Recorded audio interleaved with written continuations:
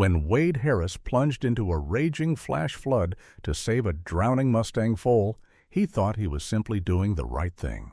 But then he looked up and saw 11 wild horses standing in a crescent formation around him in the vast Wyoming wilderness. Not one of them neighed, none of them fled. But what happened next changed Wade's life forever. April in Wyoming is unlike anywhere else on the rolling hills surrounding Bridger-Teton National Forest. The spring wind howls as if winter still lurks somewhere beneath the ancient pines. The snow had melted long ago, but each gust still carried a sting sharp enough to burn. And in a remote corner of this land called Elk Ridge, where cell signals don't reach and car horns are myths, lived a solitary man in a weather-beaten log cabin, Wade Harris. Wade stepped out onto his porch before the sun had even risen. He pulled his faded gray cowboy hat low over his brow, a custom-rigged GoPro strapped to its crown. His left arm, once scorched in a 2012 mortar blast in Kunduzwas, patchy with sensation now, but steady enough to secure a camera mount and grip a hot cup of coffee. It had been 7 years since Wade left the military. He had tried city life again. Cheyenne, then Casper, even Boise. But everywhere felt suffocating. Too many voices, too many hollow reassurances. Too many reminders of all he had lost. Comrades, purpose, and a piece of his faith in humanity. So he chose to retreat from it all, to live like a modern-day hermit on the wide prairie. Each day, he filmed nature videos, built his own camera traps, and tracked elk, wolves, and eagles. At night, he read old journals and sometimes played the local radio more out of habit than curiosity. That morning, Wade climbed to the top of Elk Ridge. The first light of dawn had barely broken. Slung over his shoulder was a pack with batteries, a tripod, and a small audio recorder. Below him, Bear Claw Creek snaked between stone banks, swollen by last night's storm. The aspens shivered in the breeze. The sun had yet to rise, but the fog was lifting, revealing an eerie emptiness that felt almost sacred. He set the camera beside a large, flat stone, angling it toward a ravine where moose were known to appear. As he prepared to attach the mic, a strange sound stopped him, a neigh. Not long or loud, but choked like a cry. He froze, heart lurching in his chest. Another neigh clearer this time. Then the sound of water thrashing. Wade held his breath. The instinct he'd thought long dead flared to life. He dropped the mic and bolted toward the edge. From the ridge, he saw it. A full light brown, mane still scraggly, had slipped into the river. The current dragged it between two rocks, slamming its tiny body toward deeper water. Each time it tried to stand, the torrent knocked it flat. The cries escaping its mouth were sharp, broken calls for help. Wade didn't think. He didn't analyze. His blood surged like it had when he wore a uniform. He tore off his pack, flung his jacket aside, and slid down the grassy slope toward the river. The wind slapped him across the face like a wake-up call. But he didn't stop. The frigid water numbed his legs instantly, yet he pressed on, bracing against slick rocks, inching forward. Bear Claw wasn't just cold. It was treacherous. Hidden rocks and drifting debris turned every step into a gamble. A rotting branch slammed into his left shoulder, making him wince in pain. "Don't you die, kid." "Don't you dare," he muttered, wading, shouting over the roar of the stream. The foal raised its head, eyes wide with panic. Its eyes were a bright brown, shimmering like a shattered lake. Wade lunged, grasping its soaked short mane, and yanked hard. The body was lighter than expected, but slick, trembling violently. When he pulled it into his arms, Wade nearly collapsed. The foal whimpered and dropped its head onto his neck. Its tiny legs clung to his chest, as if it somehow understood this was its only chance. "It's okay, kid. I got you," Wade whispered, breath ragged. But the danger wasn't over. The current still surged. Wade slung the foal over his shoulder, trudging toward the bank. Each step felt like slipping on ice. Every footfall, a bet between life and death. The foal panted but no longer struggled. Wade's arm had gone numb. The scarred shoulder burned like it was frostbitten. Finally, after nearly 10 minutes of battling the river, Wade reached a patch of muddy ground. He dropped to his knees, gasping for air, hugging the foal close, face turned skyward, eyes closed. The wind swept across the ridge-like breath from the heavens. Wade opened his eyes. He felt his heart pounding, but what he didn't know was that from a ridge in the distance, eyes were watching him. Eyes not of man, nor predator, but of wild creatures whose hearts had long been forgotten by humankind. Wade sat on the muddy riverbank, breathless. His whole body trembled, not from the cold, but from the tension of the last 10 minutes. His leather boots, soaked through, felt like bricks. His jeans were caked in sludge. His t-shirt clung to his skin, dripping wet. But none of that mattered. All that mattered was the tiny creature collapsed in his arms. The foal. It shivered violently. Its light brown coat was matted with sand and gouged by sharp rocks. One eye was half open, blinking now and then, as if still unsure it had truly survived. Wade gently laid it on a patch of wet grass and knelt beside it, pulling a coarse rope from his backpack and quickly tying a loose loop around its neck for safety, not control. "You're okay now, little one," he murmured, voice hoarse from cold. "You made it." He stroked the foal's neck, feeling the faint thump of its heart beneath fragile skin. No bones appeared broken, just pure exhaustion and fear. Wade pushed himself upright and scanned the horizon. The sun was starting to peek over the mountains, casting pale gold rays through the mist above Bearclaw Creek. That also meant one thing: the night predators were retreating and the daylight hunters were coming out. In this region, wolves and lynx prowled marshy areas like this, looking for easy targets. A wet, motherless foal was a gift for anything with sharp teeth and an empty gut. He had to move it. But where? He looked toward the slope where his filming gear was set up. His backpack was still there. The camera might still be rolling. But the climb wasn't going to be easy, especially not with a living, breathing animal slung over his shoulder. Suddenly, memories from his combat medic days flooded back. When mortars hit near their camp, they had to carry wounded comrades through gunfire. No time for thought, just action. Just keep moving. This was no different. Wade bent down, slid his arms beneath the foal's belly, and lifted it like a child. Its body was limp, but it didn't resist. He braced it over his right shoulder. His left arm, now almost useless, could only help with balance. "My name's Wade," he whispered. "You can call me whatever the hell you want. Just don't die on me." He took a step, then another, each one a struggle. The earth was soaked, slippery as ice. The mountain wind sliced through him like glass. But he kept moving. Roughly 300 meters ahead stood a large flat rock, a relatively dry resting spot. He aimed for it. Each time his boot sank into the muck, it felt like the ground wanted to swallow them both whole. After nearly 10 grueling minutes, he reached it. He laid the foal on the rock and collapsed beside it, chest heaving. His eyes scanned the area and froze. Hoof prints, fresh ones, deep, wide, too big for the foal, and not just one pair 4, maybe 5, no 6. Wade snapped to his feet. His hand instinctively reached for his hip, where he usually kept a sidearm while in the wild, but not today. Today he had left it behind. His mistake. A sound echoed from the trees to his left, soft but clear. He turned, squinting. A dark shape slipped through the foliage. Then another. Then another. Horses. Wild horses. There was no mistaking them. Lean silhouettes, agile bodies, manes flowing in the wind. They moved like ghosts across the prairie, silent and surreal. Wade counted 7, 8, 9, then 10, 11.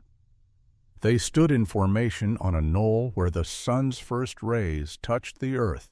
All of them stared down, their eyes fixed not on Wade, but on the foal at his feet. Wade's heart pounded, not from fear, from something deeper, an awareness that something larger than himself was unfolding. The herd didn't approach, nor did they flee. They simply watched, waiting, it seemed, for a signal. One mare stepped forward. Her coat was a blend of silver and white. Her mane draped along one side of her neck. A faint scar ran down her face from brow to muzzle. She wasn't aggressive. She didn't charge. She just stood there, regal, poised as if she spoke for them all. Wade swallowed hard. His lips were dry. She's got to be the mother, he thought. The foal lay still, but when it lifted its head and let out a soft, strained neigh, the entire herd shifted. Heads rose. Ears perked. A few took a single step forward, not quickly, but in unison. Wade felt a jolt of electricity shoot down his spine. He crouched low again, pulling the foal gently to his chest. It didn't resist, but it was weakening. Its eyes were glassy. Wade lowered his forehead to touch its own eye, a silent promise. "You won't die," he whispered. "Not on my watch, not today." The wind swept over Elk Ridge once more. High above, an eagle soared in a lazy circle, and from the shadows the Mustang herd began to move, slowly, deliberately toward the man cradling one of their own. Wade stood frozen, as if his entire body had been turned to stone in the wind-swept prairie. At his feet, the foal still lay curled, its breaths shallow. In front of him, the wild Mustang herd had fully emerged from the mist, clear and defined, as if projected in slow motion on some invisible screen. 11 horses, each bearing its own unique frame, but all with one thing in common. Their eyes, locked squarely on Wade. Leading the group was the silver-gray mare with the white scar running down from her left eye. She wasn't the largest nor the tallest, but she led undoubtedly. Her mane billowed in the breeze, and when she took a single step forward, the rest of the herd halted in perfect unison. No stomping, no whinnying. Only silence, thick and heavy as moss-covered stones under creek water. Wade licked his dry lips and tightened his grip around the foal. From his years filming wildlife, he knew. A wild Mustang herd rarely approached a human, especially in a tight, unified formation like this. A single stray horse might wander close, curious. But an entire herd? That could only mean one thing: response. "Damn it," he muttered, eyes flicking toward the slope where his backpack and camera sat. Too far, too open, nowhere to hide if this went south. Hay remembered what it felt like in Kundu's packs of feral dogs charging when one aggressive snap would set the whole mob off. Every move in war depended on the leader, and this was no different. The scarred mare's gaze hadn't wavered. She didn't lower her head. She didn't flatten her ears. But her stare was unblinking, neither threatened nor threatening. She was judging him. Behind her, a few horses started to move forward, slowly forming a crescent encircling Wade with deliberate steps, like drawing a line between their kind and his. His heartbeat drummed in his ears. He didn't know if they saw him as a threat or an intruder. But he knew one thing: he couldn't run. No sudden movements, no showing fear. He knelt again, lowering himself beside the foal. The small creature whimpered, shifting slightly as if sensing something unnatural in the air. Wade gently laid an arm across its belly, trying to calm it. "You've got kin here now, kid," he whispered, not sure if he meant it for the foal or for himself. Suddenly, a long, powerful neigh echoed from somewhere beyond the trees, strong, clear, commanding. The entire herd froze. The scarred mare turned her head toward the sound, then slowly turned back to Wade. But now her expression had changed, no longer measuring him, now affirming him, as if the message she was waiting for had arrived. Then she stepped forward. Wade tensed. She was barely 15 feet away now. The muscles beneath her silver hide tightened like drawn bowstrings. Each step pressed lightly into the ground. And then she stopped. For a moment no one moved. No wind, no birdsong, no river. The world held still in a black and white frame. She lowered her head, slowly, exquisitely slow, until her face was level with Wade's chest, just an arm's reach away. He held his breath, every muscle on edge, not out of fear, but something stranger, something sacred. Then she nodded, a single, gentle dip of the head, like a greeting, like an acknowledgement, like a sign, I see you, and I know you are not my enemy. Wade felt a shudder run through him. Part of him wanted to weep. The other part couldn't believe this was real. The foal stirred in his lap, then let out a faint whinny, weak but present, as if to answer, as if to announce, I'm safe now, Mom. Immediately, 2 other mustangs broke formation and stepped forward, forming a triangle with the lead mare. The rest of the herd stayed back, but their posture softened. The tension in their stance eased. Wade sank fully to the ground, no longer kneeling, just sitting. His eyes burned. Never in his life, not even in war zones, not during brushes with death, had he felt something so pure. No words, no aggressive displays, just eye contact and acceptance. He exhaled, wiping raindrops or perhaps tears from his face. The wind atop Elk Ridge suddenly stilled, as if the entire prairie was holding its breath with Wade. The scarred mare, undeniably the leader now, stood before him, no more than 10 feet away. Her silver-gray coat shimmered in the early morning light. The pale scar down her face caught the sun just right, making it look like an ancient engraving. A symbol. A reminder of battles Wade had never witnessed, but right now, she wasn't a symbol of power. She was a presence, calm, composed, and more than anything real. She didn't advance, didn't retreat. She simply stood, asking a question without words. Wade knelt beside the foal, never breaking eye contact with her. It felt as though he was being weighed, each breath examined, each twitch of his brow read like a page in a book. A flicker crossed his mind one night in March, years ago, in Kandahar, standing between 2 opposing forces, face to face with a local man whose intentions were a mystery. No words had been exchanged, only eyes. Just like now. Nothing was said, but everything was being spoken. Then the foal let out a hoarse little whinny. The sound, rough but unmistakable, seemed to echo through the space between them. The lead mare lowered her head a little more, slowly, with intent. Wade's breath caught. It was a bow, not dramatic, not exaggerated, but unmistakable, a lowering of the head. A gesture wild horses never made to humans. Then she stepped forward. Wade felt every fiber in his body tighten. The scent of damp earth and horsehair, of grass and wild wind, filled his nose. He didn't move, didn't blink. And then it happened. The mare leaned in and touched her forehead to his. Her skin was dry but warm, her breath carrying the scent of pine and sagebrush. The heat of her breath brushed his cheek, not just as a greeting, but as a forgiveness, or maybe an offering, a transmission from some forgotten language, something ancient, something human beings had long since lost. The feeling wasn't like anything Wade had ever experienced, not when he'd been awarded medals, not when he'd survived combat, not even when he'd returned home. This was the first time in years he felt truly understood, by a being that needed no words. And then she nudged her head lightly against his shoulder before stepping back. A gentle motion, not wild, not threatening, but maternal, perhaps even sacred. Wade exhaled, placing his hand over his heart, where it now pounded not from fear, but from a primal kind of awe, a kind of reverence. Behind him the herd began to shift.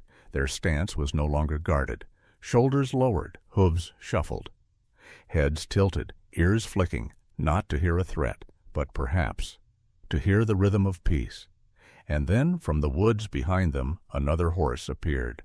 A stallion, large, broad-chested, coat a deep chestnut, nearly mahogany, a long scar down his left flank, eyes sharp, not cruel, but knowing. Wade understood immediately this was the protector, the night guard, the bearer of strength. The stallion moved forward, slowly, gaze sweeping over Wade, not with anger, not with suspicion, but with recognition. He didn't go to the foal. Instead, he circled behind the mare. Then, without warning, he laid down. Wade's eyes widened. In all the Mustang behavior research he'd studied, not once had he seen this. A dominant stallion lowering himself before a man? No fear, no aggression, just trust. He felt like he was standing in the middle of a ritual not human, but something more profound. A few other horses followed suit, not lying down fully, but dipping their heads in a way that suggested consensus. Agreement, maybe even welcome. The foal opened its eyes. When it met the mother's gaze, it let out a soft, wavering whinny. Its body was still trembling, but its eyes had life again. The mare responded with a low, throaty sound, more breath than voice. Then she bent down, touching her nose to the foal's chest. A simple gesture, but to Wade it was a miracle. He stepped back, giving them space, a sign of respect. The mare stepped forward, drawing her foal in close. Their reunion came with no trumpet, no drama, just touch, just presence, just survival and gratitude. Wade stood there, soaked, mud-streaked, bone-tired, but he felt no cold, no isolation. He stood in a sacred moment where human and horse were no longer separate species, but two wounded souls, recognizing each other. Wade stood still, feet sunk in mud, body soaked and aching from the fight with the floodwaters, but he couldn't tear his eyes away from the scene before him. A genuine herd of wild mustangs. The iconic spirit of the American West had gathered in a quiet circle around the foal he had just saved. Their movements were slow, deliberate, almost ceremonial. Not a single hoof trampled the grass. Not one horse charged or snorted. Every step they took seemed intentional. Every shake of a mane, every nod of a head, carried a kind of language no human could ever learn from a book, only from the heart. The mare, the silver-gray one with the scar by her left eye, nuzzled her foal, licking its damp coat, as if trying to scrub away the scent of river water and fear. The others took their turn. Larger horses lowered their heads to sniff the little one. A few gently bumped shoulders with the mare, as if sharing warmth that had once been lost. Wade had never seen anything like it. Not in all the wildlife shoots he'd done. Not in any documentary he'd ever studied about Mustang behavior. And then he realized he was still inside the circle. Yes, they, or rather, the herd, had let him remain. No stomping, no retreating. They didn't look at him like an intruder. It was as if he was part of this moment, just a small part, but not excluded. He was still processing that strange realization when, from the edge of the circle, another horse stepped forward. The stallion. A dark chestnut coat, wide shoulders, muscles like corded ropes, and a faded scar along the flank like an old carving. He wasn't young, but not ancient either. His presence told stories of lean winters, near deaths, and somehow survival. His eyes didn't mirror the tenderness of the mare. Instead, they carried the calm dominance of one who didn't need to shout to be obeyed. The lead stallion, Wade held his breath. If this horse decided he was a threat, everything could unravel in seconds. But the stallion moved forward at a measured pace. Each step seemed calculated. Then, when only a few meters away, he did something completely unexpected. He lay down. The motion was fluid, natural, without hesitation. The alpha male laying down in front of a man. Wade suddenly found it hard to breathe, not from exhaustion, not from fear, but because the gesture pierced something deep, some forgotten place in his soul, a place left scorched by war, a place medicine could never reach. A few more horses mimicked him, not fully lying down, but dipping their heads slightly, as if agreeing, as if greeting. And when the foal let out another soft whinny, this one stronger, longer, it rippled across the prairie like a thread of music. Wade sat down. He couldn't stand any more, not from pain, but from something unnameable, some emotion he didn't have a word for. It was as if he hadn't just saved a life, but had been invited into a world few humans ever saw, a world without words, but not without meaning. He placed a hand on the ground. The earth was soft, cold. The scent of wild grass and wet soil filled his senses. Above him, the sky had begun to shift, white clouds like strands of mane drifting across a wide blue canvas. A swallow flitted past once, then was gone. He glanced toward his camera 50 yards away, perched on a stone slab where he'd set it earlier that morning. The GoPro's red light still blinked. Everything might have been captured. But in that moment, it didn't matter. He wasn't thinking like a filmmaker. He was simply a man who had witnessed something indescribable. Hoofbeats sounded behind him, not galloping. Just steady, soft steps. A young Mustang approached. Its coat was a mix of slate gray and rusty red, glinting like weathered copper in the sunlight. Not tall, still youthful, but its eyes weren't frantic like most young colts. They were curious, unafraid. The horse came right up beside him, then gently nudged its head against his shoulder. Wade turned, laying a hand against its cheek. The texture was warm, coarse-like touching pine through fire. The horse didn't flinch, didn't pull back. It stood still, letting him stroke its muzzle before slowly turning to rejoin the herd. He chuckled a quiet, gravelly sound, and for the first time in months it was genuine. Somewhere in the back of his mind, a childhood memory surfaced.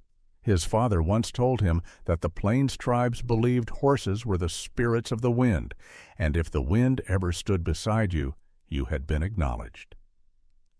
Wade raised his eyes and looked around. The herd was still there, not leaving, not pushing him away, standing like a living ring linking him to the wild, to something sacred, and to something far beyond logic. He didn't know what came next.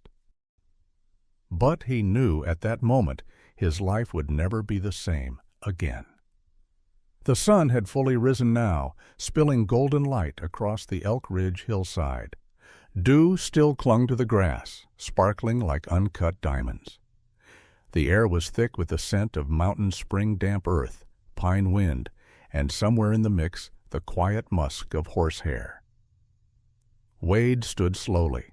His legs ached, his back screamed, but his chest felt light, as if some weight had finally lifted.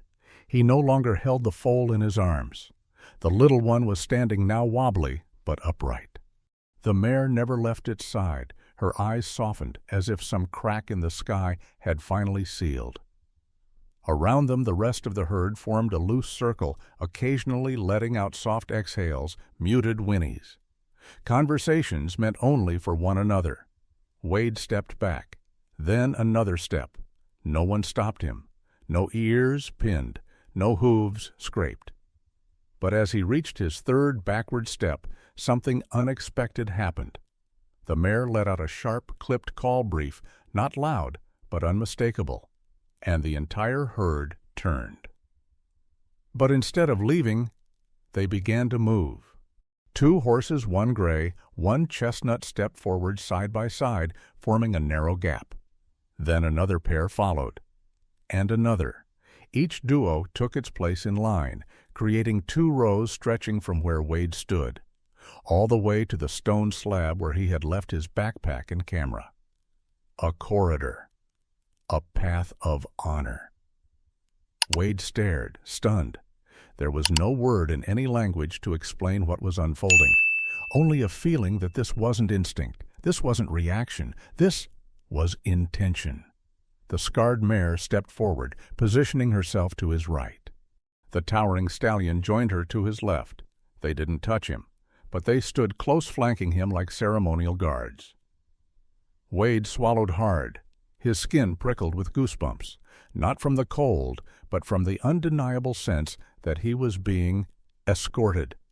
No one said it. No human had to. But the herd's message was clearer than morning light. They, creatures of wind, of dust, of wild freedom, were walking him home. Wade stepped forward into the corridor. Each footfall stirred the grass just slightly. The wind whispered past his shoulders like a prayer. Some of the horses tilted their heads as he passed, letting out low breaths like sighs. No threat, no defiance, only a quiet recognition. Midway through the corridor, the foal broke free from its mother and stumbled toward Wade. Not desperate, not afraid. It simply nudged its head into his thigh like a child saying goodbye to its protector. Wade knelt, wrapping his arms gently around its neck. "Go on, little one," he murmured. "You've got a whole world ahead of you." The foal gave a soft nicker, then turned and trotted back to its mother. Its hooves were still unsure, but its eyes were steady. As Wade neared the stone slab, the corridor began to open. The horses at the front stepped aside, bowing their heads just slightly, as if offering a final salute. He bent down, picked up his pack and camera. The GoPro was still blinking red, still recording. But in that moment, none of it mattered. He turned. The herd was still there. The foal now stood tall beside its mother. The stallion gave a single nod in Wade's direction. And then the mare stepped forward. For the second time, she pressed her forehead gently against his. Not rough, not rushed. Just a soft gesture like placing a thank you knot in a language older than sound. "Thank you," Wade whispered, voice trembling. "Thank you for trusting me." The mare pulled back. A soft rumble came from her chest, not quite a neigh, not quite a breath, but something that echoed straight into Wade's bones. One by one, the mustangs turned, walking toward the sparse woods where the morning sun filtered like a golden path. No gallop, no rush. They melted into the prairie in silence. Wade remained standing for a long while, unmoving. The wind tugged at his hair and collar, carrying the scent of fresh grass, wet earth, and something else, something sacred he could never explain. He had seen something that defied understanding, something that bypassed instinct, and more than anything, something that crossed the boundary between species. A herd of wild horses, creatures known for fleeing at the scent of man, had trusted, protected, and escorted him. Not because he was special, but because, in one crucial moment, he chose to do what was right for a life they considered family. Wade turned and began walking back up the Elk Ridge slope. Each step felt deeper, lighter. Behind him, muddy footprints remained, interlaced with hoof marks. A quiet, irrefutable truth that what had happened had truly happened.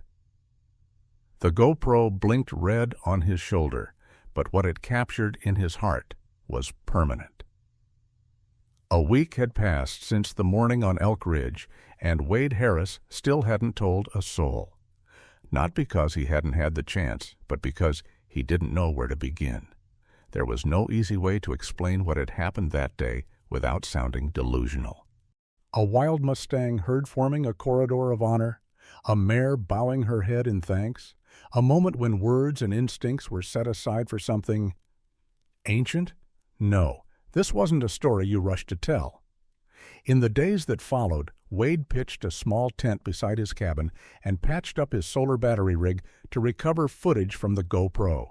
He spent hours replaying the video frame by trembling frame, half expecting his mind had exaggerated it all. But no, everything was there. From the moment he pulled the foal from the flood, to the mare pressing her forehead to his, to the corridor lined by wild horses. It was all there. The audio wasn't perfect, but the images left no room for doubt. Wade sent a copy of the footage to Sarah Olmsted, a wildlife behaviorist at the University of Montana, whom he'd worked with the year before during a lynx tracking project. He didn't attach an explanation, just one line: "Sarah, please watch and tell me if I've lost my mind." Less than 24 hours later, the phone in his cabin rang. Sarah's voice came through, crackling with emotion. "Wade, my God, you've captured something that doesn't exist in American biological records." She kept repeating words like precedent, evidence of herd cognition, nonverbal interspecies behavior. And then came the media. A local journalist from Jackson Hole, who usually covered wildfires, asked for a small interview. He arrived with a modest camera and left with his jaw slack. Within days, the article titled, "The Man and the Mustangs Shared Something Sacred," began circulating online. Animal Earth reached out, then National Wildlife. Then an independent reporter from The New Yorker. Wade felt like he was in the eye of a storm, but instead of panicking, he found himself oddly calm. He didn't embellish, he didn't dramatize. When people asked, he told the truth, just as it happened. No more, no less. And when they asked why he thought the herd had done what they did, he simply shrugged. "I don't know. I just think some things in this world don't need to be explained with logic." Researchers gave the video a name: the Elk Ridge Encounter. Some conservative voices remained skeptical, but most especially those who had spent years working with wild animals felt it. That pull in their chest, that tug that said, this was more than behavior, this was a message. They began calling Wade by names he didn't ask for. The one chosen by the Mustangs, the keeper of the prairie's secret, the whisperer of Elk Ridge. An elderly scout leader from Colorado even mailed Wade a handwritten letter. "I used to believe animals were all instinct. Now I believe they have souls too." The following month, Wade returned to Elk Ridge, not for the camera, not for the articles, but because something inside him needed to. He went alone. Dusk had already settled by the time he reached the slope where Bearclaw Creek bent beneath the hill. There was no storm now, just quiet, lush green. A slow, gentle stream that murmured more than it moved. Wade stood there, no whistle, no call, just a silent invitation extended by simply being still. And then they came. Out from the lodgepole pines, familiar shapes emerged: the gray mare with the scar, the large stallion behind her. Then the others, 2 by 2, just as he remembered. They didn't gallop, they didn't turn away. They just stood there, watching him. Then the lead mare stepped forward, 1 step, then 2, then stopped, just a few strides away. Her eyes were as dark and bottomless as ever. Wade bowed his head slightly, like a returning guest, unsure if the invitation still stood. She nodded in return. And then, from within the herd stepped the foal, no longer small, no longer trembling. Taller now, stronger, its mane fuller. But its eyes, those same luminous brown eyes, were unmistakable. It trotted forward, no hesitation, and nuzzled Wade's side just like it had that day in the flood. Wade laughed low, full, and warm. The kind of laugh spring itself might recognize. Since then, every season that Wade returned to Elk Ridge, the herd returned too. Not always all of them, not always the same way, but they always left signs. a tuft of mane caught in a branch, a hoof print near the stream, a gnawed limb from a cedar tree. And if Wade waited long enough, they'd come. Sometimes they'd simply stand within 10 meters of him, say nothing, do nothing, then melt away again. Locals began calling the place Mustang Hollow. Children drew horses with scars.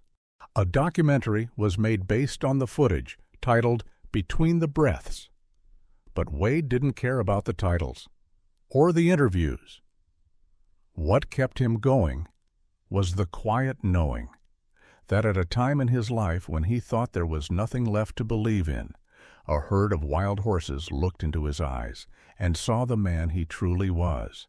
Not a soldier, not a hero, just a man who did the right thing. At the moment it mattered most.